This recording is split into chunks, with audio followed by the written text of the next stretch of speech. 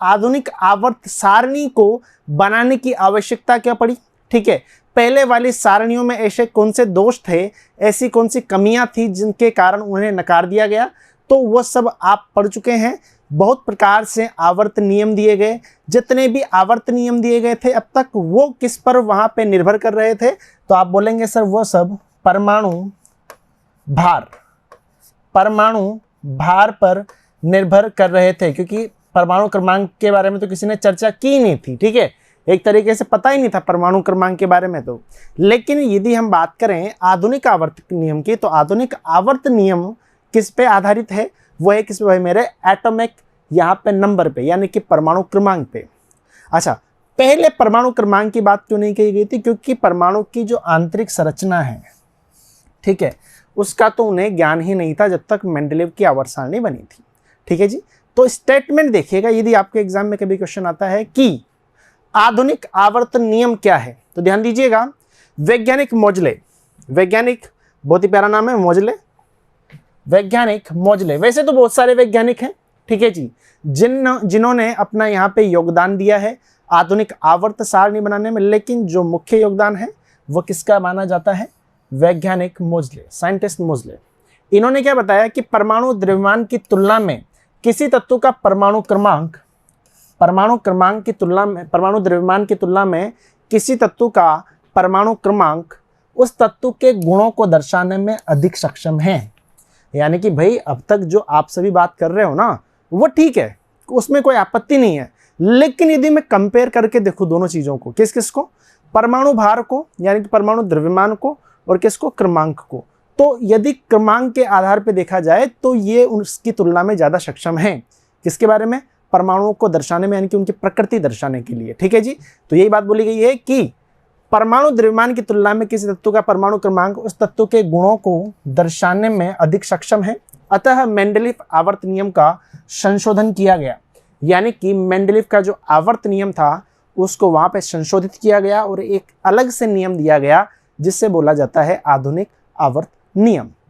तो आइए देखते हैं, इसे आधुनिक आवर्त नियम कहा गया है। इसके अनुसार भौतिक तत्वों के भौतिक गुण और रासायनिक गुण, तत्वों के भौतिक गुण और रासायनिक गुण उसके परमाणु क्रमांक के, उनके परमाणु क्रमांकों के आवर्ती फलन होते हैं। ठीक है, आवर्ती, इस चीज का ध्यान रखना, आवर्ती, ये पहले ही देख लिया था हमने कहां से आया था ये। ठीक है, यानी कि अब तक जो परमाणु भार यानी कि एटॉमिक मास पर निर्भरता जहां पे हो रही थी, अब इस पर ना होकर के किस पे हो गई?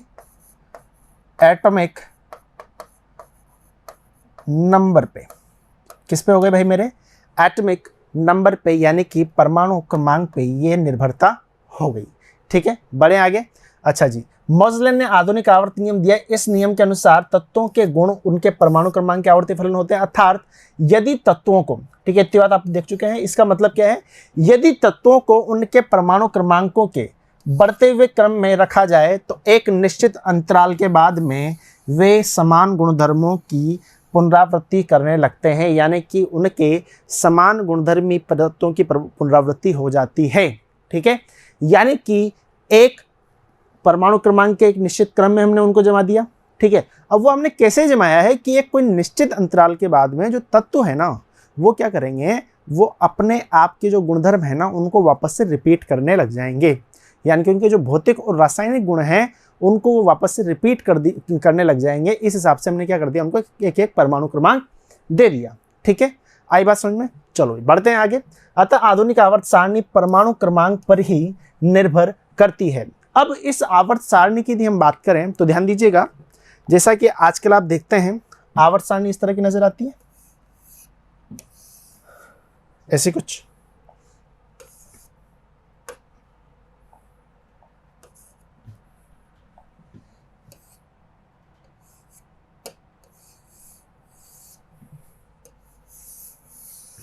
ऐसे नजर आती है। ठीक है, नीचे यहाँ पे दो श्रेणियां और रहती है, लेंथेनाइट एंड एक्टिनाइट। ठीक है, अच्छा, यदि हम देखें यहाँ पे तो इस तरह से यहाँ पे क्या होता है? खड़े कॉलम होता है ना, और ये बीच में इस तरह से होते हैं, और लास्ट में भी कुछ एक कॉलम यहाँ पे होते हैं। अभी पता नहीं, अभी आपको बताया नहीं मैंने कितने होते हैं कितने नहीं होते हैं, ठीक है। लेकिन ये एक प्रारूप इस तरह का आपको दिखने को मिलता है, ठीक है। यदि इस प्रारूप को हम देखें, ठीक है, तो आप देखेंगे कि सर यहाँ पे यदि मैं ऊपर से यहाँ पे नीचे देखता हूँ इस तरह से ये देखो जा रहे हैं, तो ये सब क्या होते हैं, इन्हें बोला जाता है वर्ग। यानी कि जो स्तंभ होते हैं ना, यानी कि जो ऊर्ध्वाधर स्तंभ होंगे उन्हें क्या बोला जाता है, वर्ग बोला जाता है। अब यदि मैं इसको देखता हूँ यहाँ पे, यदि मैं इस तरह से ऐसे कर देता हूँ, ठीक है, ऐसे, तो ये क्या होता है, ये आवर्त होते हैं। ये क्या होते हैं भाई मेरे, ये आवर्त होते हैं, ठीक है। तो अब कितने वर्ग थे कितने आवर्त थे उस बारे में ध्यान से देखना। यदि हम बात करते हैं यहाँ पे आवर्त सारणी की, तो वर्गों की संख्या की यदि हम बात करें तो 1 से 18 तक वर्गों का नामांकन दिया गया, ठीक है। अच्छा जी, जिसमें क्षार धातुओं को, ध्यान दीजिएगा, क्षार धातुओं के वर्ग की संख्या 1। यानी कि एक बात मुझे यहाँ से पता चल गई कि सर यदि मैं बात करता हूँ यहाँ पे इंपॉर्टेंट पॉइंट लिखना चाहूँ तो यहाँ से बात निकल के आती है कि वर्ग 1 में क्या रहता है, तो आप बोलेंगे सर क्षार धातु।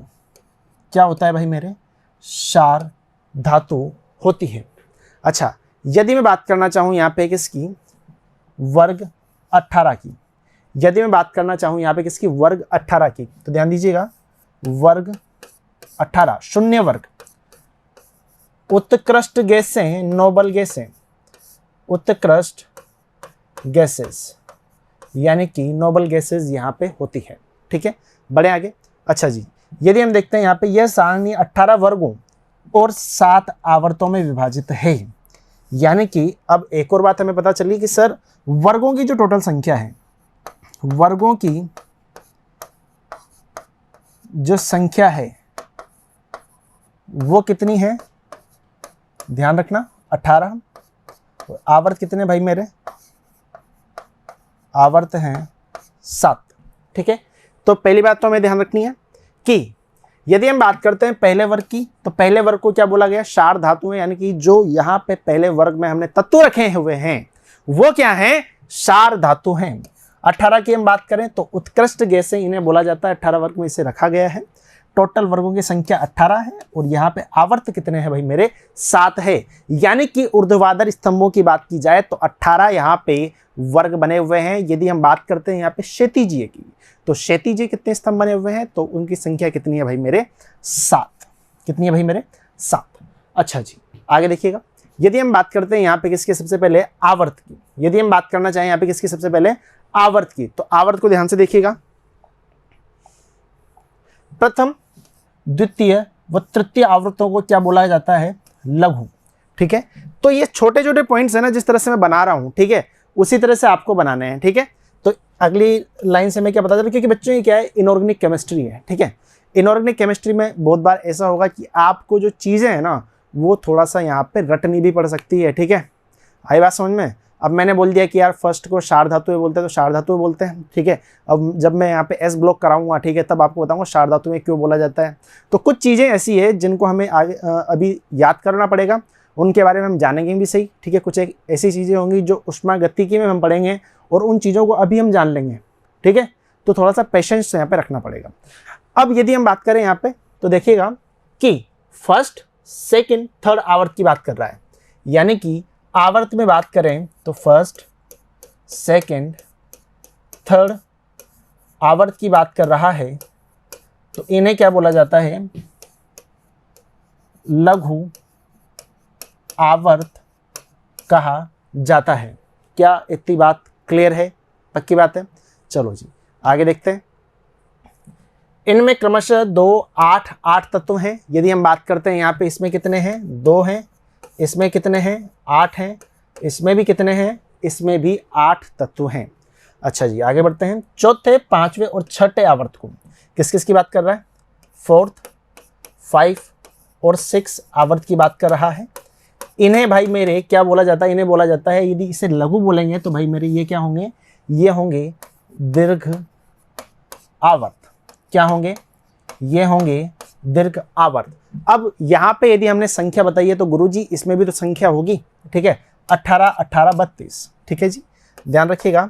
18, 18, 32, ठीक है।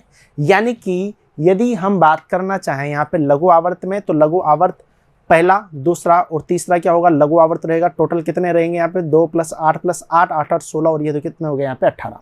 अच्छा, यदि हम देखें यहाँ पे दीर्घ आवर्त की, तो दीर्घ आवर्त की यदि बात की जाए तो दीर्घ आवर्त 4, 5 और 6 नंबर का 18 + 18 + 32 यहाँ पे दीर्घ आवर्त में संख्याएं रहेंगी। पक्की बात। बढ़े आगे। चलो जी, यदि आगे देखा जाए सातवें आवर्त को, सातवें आवर्त